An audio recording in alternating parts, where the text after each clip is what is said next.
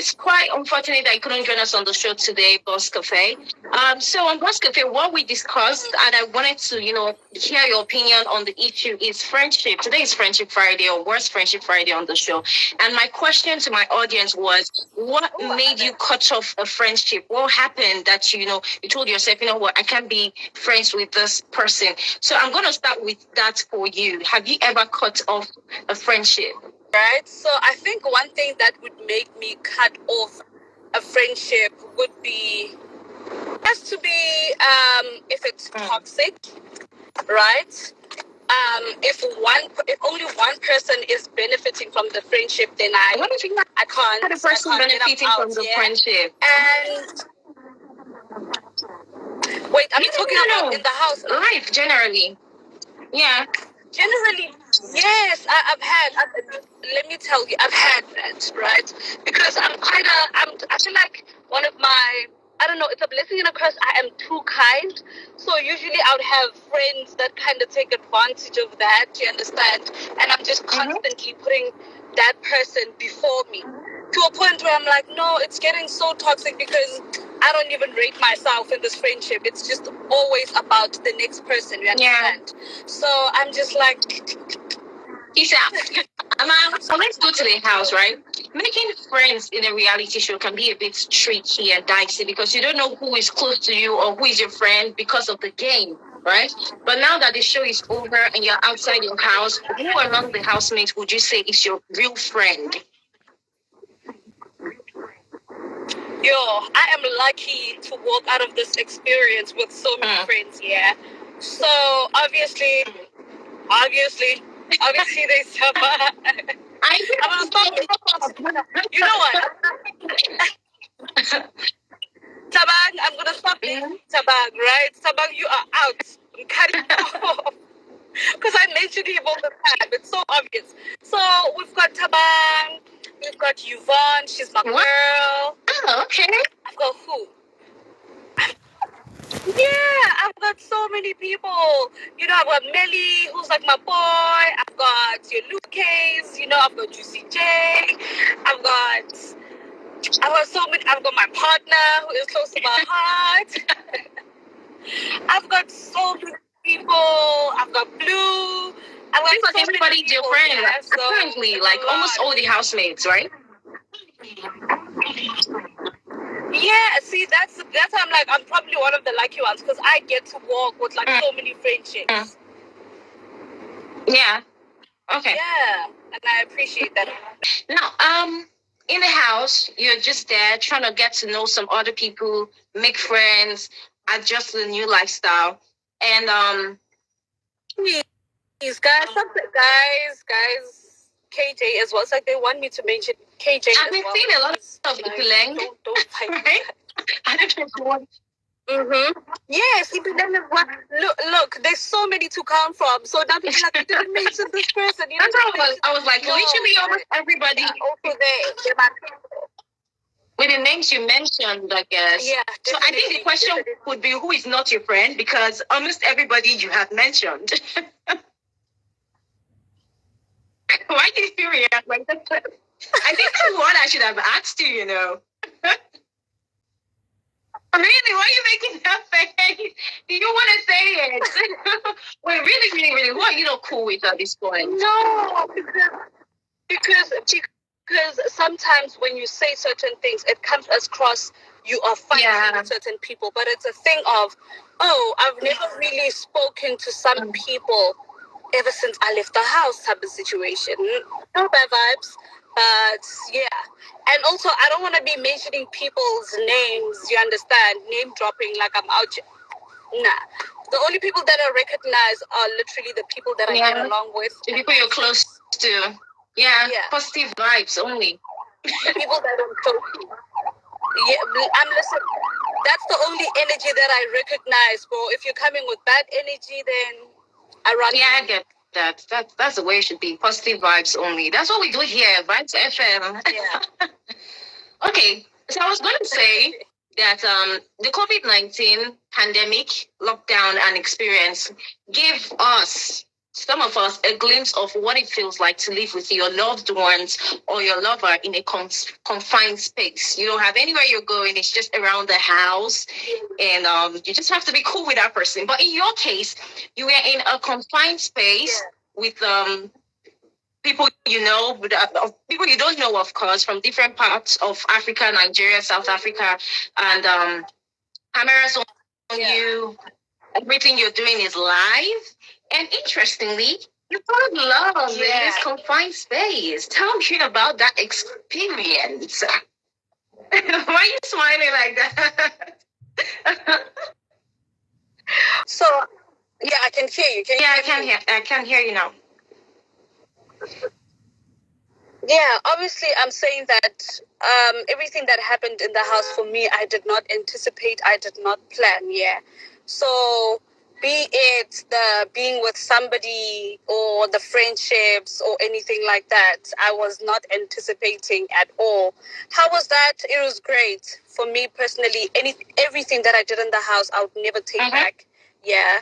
Um, um, yeah, obviously I did have like some bittersweet moments, but like everything that I did in that house, I would never take back. Yeah, especially the relationships that I gained out of it. It's just been fun, man. So yeah. Okay, now you found love in a confined space. I want to get that straight, right? That's a yes. That's a yes, and girl. That's a yes. So we're talking about finding love in a confined space before the network decided to act up. So I want to ask you: do you think love outside a confined space is sustainable, considering that you are booked and busy? Same with Kanaga Junior. Do you think it's actually going to be sustainable? I think that when two people decide, because obviously everything, people are so used to seeing certain things in the house, and everything was just displayed publicly. Yeah. So I feel like the only sustainability you can do as two people, be it friendship, be it whatever, is to decide to keep things private. Yeah. Keep things to yourself. Yeah. And I say this because it is less chaotic. Because when you're in the house, people can see you, yeah, but like there are no messages coming through. You understand? You guys don't even know what people are saying.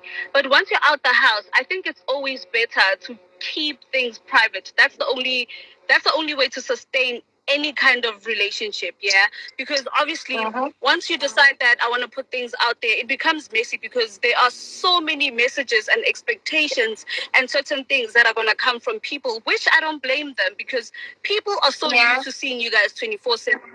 So whatever, friendship, relationship, love, or whatever. Yeah. Sorry. I think the only way to sustain it is in love with both of you off a reality show, so probably they want to keep seeing all that, you know. No, So I get what you're saying. Yeah. For your own peace of mind. That's why I was like, even my friendships, like my friendships, I see a lot of people like, oh, this and this. This person is not talking to who. If only you saw my DMs, we get along. We've got group chats. Right? Yeah. We look at people and we laugh and we're like, no way, we're gonna let people break us down. So the only way to sustain any kind of relationship is by remaining private. The entire entertainment industry is open to you, both in Nigeria and South Africa. If you want to be anything right now, you can be, from an actor to a musician, if you can sing, to a writer, to a public speaker, to an MC, anything you want to be, the doors have been open to you. So tell me, what do we expect from you regarding this entertainment space? What should we be looking at for you? In what area, rather? Right, I would probably say presenting. Obviously, I'm open to a lot of things, but I always go back to presenting because I feel like that would be the most challenging. Sorry, I didn't get that. You always go back to what? I'll always choose presenting, yeah, right now. And I say this because I feel like that would be the most challenging for me. So why not go for the hardest thing? Because I feel like that would be so challenging for me. So I want that with my entire life. Like, just give me that, because I just wanna prove a point to myself that I am actually capable of doing that. So Yeah, but What anything kind else I'm open to. of show would you want to host? What? What kind of show would you want to host? Let me. I don't know, like something spicy. Yeah, something that's gonna make me talk a lot.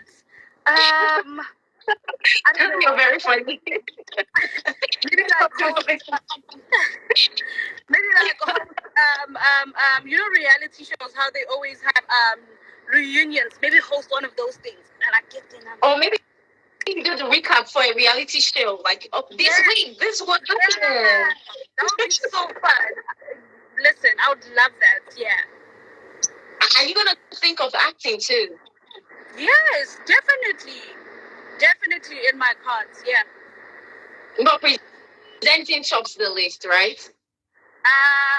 Yes, because it strikes me as something that would be so challenging. So, yeah. Right. Thank you so much for your time. I guess this is where I want to draw the curtain on this show, but I want you to speak to your fans because they want to hear from you. They've been showing you love, both in South Africa and here in Nigeria. It's been so amazing. They've been beside you, supporting you. I'm sure if you go into any venture right now, they'll also support you. They'll be there for you. Just speak to them. Just drop a message for your fans. Always, I am grateful. I am just so grateful because they show up anywhere. If I told Sunrises that I was moving to the moon, they would come with me. You know what I mean? It's just so amazing, and I love them so much because I get most of the love from like girls that are my age that are just cheering me on. So it's just. I'm always in disbelief, but I just want to say thank you and I appreciate them so much. Hey? And this moment right here, I would never forget in my entire life. Yeah. All right. Thank you so much for your time. Hopefully, you get to come to the show live one of these days. Definitely. So I should be expecting you, right? I don't see why not. All right, thank you so much. And thank you to everyone that has tuned in to this live video. Thank you very much. We do appreciate this. Thank you. Thank you too. Bye. I wish you all the best. Thank you so much. Yeah. Thank you. For emphasis, Tsatsii looks beautiful, okay? And she has said it again. She's cool with Kanaga Jr. and their relationship is private at this point in time because fans, too, they interfere. We know that one. Everybody wants to see them. Everybody, Kanaga, Tsatsii, that's a lot of engagement will not help their relationship. You know, both the negativity, the positivity, you know what is going on with fans. So they are keeping it private. And even a friendship with Ipeleng, some people are saying, oh, it seems like Tsatsii and Ipeleng have issues because Tsatsii don't really mention Ipeleng's name whenever they ask her, who are your friends and all of that. She says she's just laughing at these people that are saying all these things. She's cool with her friends. Okay? So guys, if you're a lover of Kanasti Shipper, just relax yourself. Kanaga and Tsatsii are not ready to show off their private life to the outside world because there is a lot of opinion, and that opinion will not help their relationship, knowing fully well that they have some form of sentiment when it comes to their fans. Okay, their fans is like a huge part of them, and any opinion they give, you know, they will really want to consider it. And you know, too much noise, it is spoil things. Okay, so me for one, I am happy they are keeping their relationship private, and we'll see how it goes. Thank you so much for watching. Drop your comments, like this video, subscribe if you have not. Here we they bring it as they happen. No, you know, we know they join the family and you will not regret it. Do have an amazing day. Bye.